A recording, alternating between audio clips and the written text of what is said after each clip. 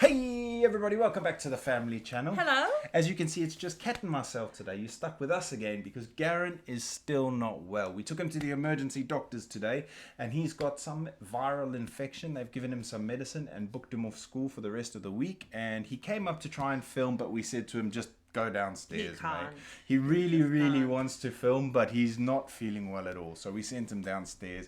And he's playing some PlayStation, waiting for some chicken soup. Yeah, and Leia, she went to see her friend that managed to break her arm yesterday. So, Did she? Yeah. Oh, I didn't know. So Leia went to see her, like to give her a bit of a emotional support because she's not happy about it.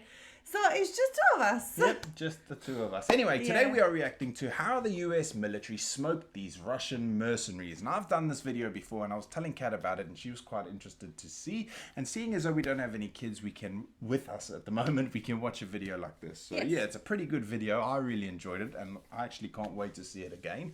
But as usual, before we get into today's video, if you guys haven't done so already, please make sure you hit the subscribe button. And we have some big news actually. Kat and I were talking yesterday and a month trip to Texas may be out of the books financially, but we are going to try come over for 10 days in summer. So if you would like to support us, the link is down in the description. A few people have said I never shouted out enough. It is down in the description if you'd like to help us out in any way. But yeah, we're going to try come over for 10 days over the summer, probably in July, late July, early August, which I know is a really hot time of year, but it's the only time we can this year. With everything we're juggling. So yeah, we are trying. Anyway, without further ado, let's get into the video. When the first vehicle in the convoy suddenly blew up, the Russian mercenaries knew something was wrong. Their objective, to capture an oil field in eastern Syria, was supposed to be a routine mission. The enemy, they knew by then, would have fled long ago at the sight of 500 battle-hardened Russian and Syrian fighters. But instead, the attack had come to an abrupt halt. And explosion after explosion shook the ground. It wasn't long before AC-130 gunships, Predator drones, Apache helicopters, and fighter jets were... That's my favorite helicopter, is the Apache. And my favorite plane is obviously the Warthog. Like, if you just look at this helicopter, it's... Gunships, Predator drones, Apache helicopters, and fighter jets were circling over the battlefield, pounding the attackers from every imaginable angle. What the Russian forces didn't know was that the oil field was not defended by any fighters, but by American Special Operations Forces, supported by the most powerful air force in the world.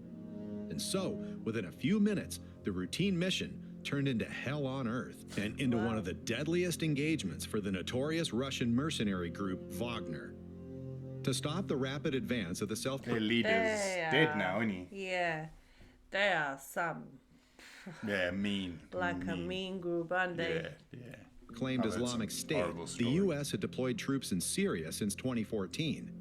They supported the so-called Syrian Democratic Forces, or SDF. A year later... Sorry to pause again. That's what gets me. I said it in my video as well, is the kids, man. The innocent kids that are just there trying to live. They shouldn't be living like that. Well, like, you know? Yeah. It's all over oil in that as well, isn't it? Russia also intervened in the fight against ISIS, but on the side of Assad's Syrian government forces. The SDF and the Syrian army were never seen as allies, but in keeping with the saying, "the enemy of my enemy is my friend," both parties at least mostly avoided each other. After years of fighting, both armies managed to drive out the terrorists, and by 2018, ISIS held only a fraction of its original bases. To prevent an unintended conflict between Russian and U.S.-supported armies... That's what the Ukrainians have been asking America to send more of. Oh, okay. A deconfliction line was formed along the Euphrates River, which effectively bisects Syria. In addition, both parties were able to contact each other through special telephone channels that were kept clear at any time. But despite all these precautions, on February 7th, just a few miles from the Euphrates River, the first deadly clash between Russians and Americans since the Cold War occurred. Late in the evening of February 7th, 2018, 500 Russian and Syrian fighters attacked an SDF military base. The base was located about 5 miles east of the Euphrates River and controlled one of the country's main oil fields. Thus, like most oil fields, the area was officially on the Syrian Democratic side of the ceasefire line. But this did not stop the Syrian-Russian troops in any way. The attackers were supported by various Russian-made battle tanks, as well as mortars, artillery, and rocket launchers, with which they began shelling the SDF base without warning. In addition, Russian Air Force aircraft were on standby to provide air support, but initially remained on the ground. However, while everything was initially going according to plan for the attacking forces, the phone suddenly rang in the Russian headquarters near the Euphrates. A representative of the U.S. military was on the line and wanted to know whether Russian fighters were currently trying to take the military base at the Conoco oil fields.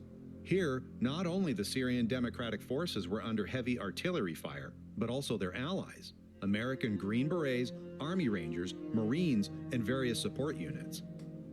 After the Russians had explicitly denied the question whether the enemy were their troops, it was clear to the caller. Whoever was currently taking fire at his soldiers, he would feel the full force of the American military in just a few moments. The Russians are just denying it. They're like, no, it's not us. It's not us. It's crazy. Like a typical Russian way. The response to the attack on their military base was prompt and tremendous. Even before the Russian convoy reached its starting position for the attack, the first and last vehicles were taken out in a classic ambush maneuver, trapping the forces in the middle. Those drones, I reckon. The missiles came from an American Reaper You don't even drone, know they're there. which had been targeting the convoy for some time.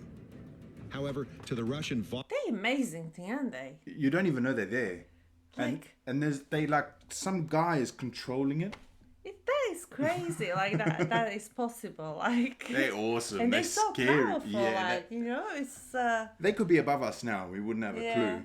It's scary, but awesome as well. Like they took out the first and the last vehicle, basically boxing them Yeah. in, and now they're like, "What the hell?" Maybe we Wagner shouldn't have mercenaries done on the this. ground. The drone was invisible, and they had a hard time understanding where the fire suddenly came from. It didn't take long for more shells to hit, spreading chaos on the battlefield. American artillery and HIMARS rocket launchers engaged the convoy, inflicting numerous casualties. Those HIMARS are Wow. While the crazy. Russian forces were still trying to realize what was happening, 4 Apache helicopters appeared on the horizon. Although the gunships were several miles away, no one could hide from their precise infrared optics. The laser-guided Hellfire missiles found their target in the Russian battle tanks, while the 30mm cannon forced the enemy infantry to withdraw. Few of them were able to escape the explosive shells, and a Russian survivor later reported that they suffered about 200 casualties within the first few minutes, almost half of the I was entire gonna say attack nearly force. half. The reports that are on TV about, well, yeah, about listen. Syria and the 25 people that are wounded there from the Syrian army, and, well, to make it short, we've had our kicked. So one squadron lost 200 people. Right away, another one lost 10 people. And I don't know about the third squadron, but it got torn up pretty badly too. So 3 squadrons I just want to. I'm not laughing at the people losing their lives. I'm laughing at the guy like reading it. The way he's saying it Yeah. is brilliant. took a beating. The Yankees attacked. First, they blasted the out of us by artillery. And then they took 4 helicopters up and pushed us in a merry-go-round with heavy caliber machine guns. They were all shelling the holy out of it. And our guys didn't have anything besides the assault rifles. Nothing at all. That noise, Not even that mentioning Yeah. Is the gun on the? Oh, I think is it's it? on. I think it might be the one on the water. shoulder-fired SAMs or anything like that. So they tore us to pieces for sure, put us through hell. And the Yankees knew for sure that the Russians were coming, that it was us, Russians. Our guys were coming to commandeer an oil refinery, and the Yankees were holding it. We got our beat rough. My men called me. They're there drinking now. Many have gone missing. It was a total It sucks. Another takedown. While AC-130 Just to know gunships that circled that's over the the battle, way he's describing it is the funny part. I know there's nothing Yeah. funny about loss of life. It's just the way the guy's like. That's, I thought that's hilarious. battlefield engaging individual targets, large B-52 strategic bombers completely huge, eh? destroyed the convoy. Those who managed to escape hid in buildings, but even for there long. they were not safe for long. Late into the night, the attackers were hunted by F-15 fighter jets, whose bombs penetrated even the best cover.